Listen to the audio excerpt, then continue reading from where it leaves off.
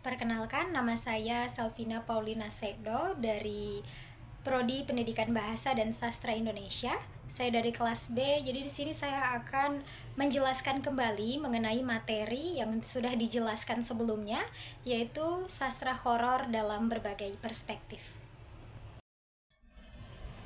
Baik, di sini saya akan menjelaskan mengenai sastra horor dalam berbagai perspektif.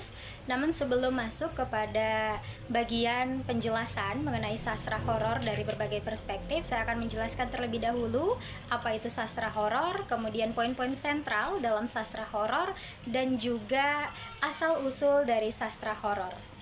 Yang pertama adalah pengertiannya. Sastra horor merupakan salah satu genre fiksi yang membangkitkan emosi negatif terhadap pembaca, seperti rasa takut, cemas, ngeri, dan teror. Tujuannya adalah untuk menciptakan suasana yang mencekam, menakutkan, dan membuka pengalaman yang mengganggu secara emosional. Kemudian ada beberapa poin sentral dalam sastra horor. Yang pertama adalah supranatural atau realitas adanya ancaman. Yang kedua adalah ketegangan dan misteri. Yang ketiga adalah latar yang suram dan terpencil. Yang keempat, ada eksplorasi ketakutan manusia. Kemudian ada asal-usul dari sastra. Sastra yang pertama berasal dari akar kuno. Sastra horor berasal dari cerita rakyat, mitos, legenda, kisah-kisah hantu yang diceritakan secara turun-temurun dan beredar secara lisan. Kemudian yang kedua ada genre gotik abad ke-18 sebagai titik awal dari sastra modern. Pada abad ini muncul banyak cerita yang berfokus pada kastil tua, suasana seram, yang menunjukkan titik awal dari sastra modern. Pada masa ini biasanya diyakini ada tempat-tempat yang banyak penunggunya. Lalu yang ketiga ada era Victoria abad ke-19, sastra horor sebagai kritik sosial.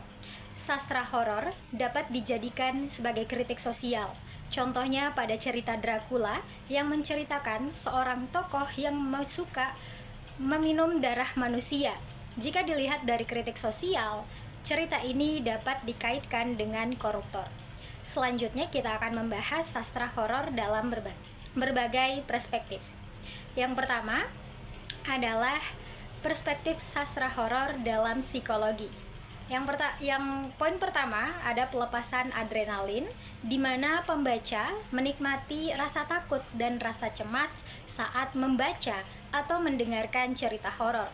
Namun rasa takut dan cemas itu masih dalam lingkungan yang aman. Kemudian yang kedua, katarsis emosional, yaitu ketika para pembaca bisa melepaskan ketegangan atau kecemasan hidup melalui fiksi. Jadi cerita horor itu bukan hanya tentang hantu saja, tetapi bisa menceritakan tentang peristiwa, peperangan, atau kecelakaan. Lalu yang ketiga ada eksplorasi sisi gelap.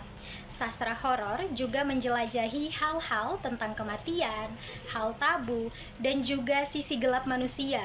Sisi gelap manusia dalam cerita itu dapat dilihat melalui perbuatan-perbuatan negatif dari para tokoh. Lalu yang poin keempat ada teori excitation transfer, yaitu peningkatan gairah psikologi sebagai akibat dari adanya rasa takut yang diinterpretasikan sebagai perasaan positif setelah ancaman itu berlalu. Kemudian yang kedua ada perspektif sosiologi dan budaya dalam sastra horor. Poin pertama yaitu refleksi ketakutan yang kolektif. Sastra horor mencerminkan ketakutan bagi masyarakat. Contohnya pada masa pandemi atau pada masa peperangan. Yang kedua ada kritik sosial, yaitu mengkritik mengenai institusi, moralitas, dan juga norma-norma yang tidak sesuai melalui karya sastra. Yang ketiga ada horor lokal. Bagian ini sangat kuat dipengaruhi oleh mitos, legenda, dan kepercayaan spiritual yang diyakini oleh masyarakat. Contohnya seperti cerita tentang leak, kuntilanak, pocong, dan kuyang, yang mana melalui cerita itu dicerminkan interaksi antara masyarakat dengan alam gaib.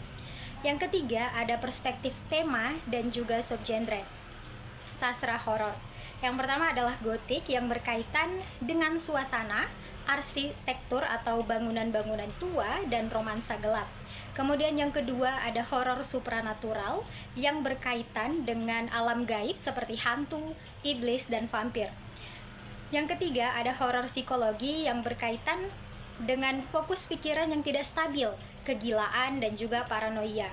Lalu yang keempat, ada horor tubuh yang berkaitan dengan hal-hal yang mengerikan, seperti mutilasi dan juga kerusakan organ tubuh. Lalu yang kelima, ada slasher and survival, yaitu cerita yang berkaitan dengan pembunuh berantai dan cara bertahan hidup. Lalu pada abad yang ke-19, konsepsi sastra itu mengalami pergeseran karena yang pertama, banyaknya genre baru. Yang kedua, sastra bukan lagi mengenai bentuk, tetapi sudah mengarah pada aliran dalam karya sastra. Lalu yang ketiga, berkaitan dengan multidisiplin ilmu lainnya seperti aliran romantisme, nasionalisme, gotik, feminisme, dan juga sosiologi. Budaya lokal yang tercermin dalam sastra horor bukan hanya sebagai latar dalam cerita, melainkan sebagai roh yang menghidupkan. Budaya lokal dapat dikatakan sebagai ruang pertemuan antara manusia dengan alam gaib, perpaduan dunia, realitas, imajinasi, dan fantasi, kemudian pertemuan antara logika, etika, dan juga estetika, dan pesan moral, yaitu literasi dan interpretatif. Dan sastra horor merupakan genre yang dinamis, cerminan dari kondisi manusia. Jadi sastra horor itu tidak hanya menakut-nakuti, melainkan juga cerminan dari kehidupan nyata manusia. Yang ketiga ada relevansi yang universal. Sastra horor juga dapat dimanfaatkan dalam pembelajaran. Sekian penjelasan dari saya. Terima kasih.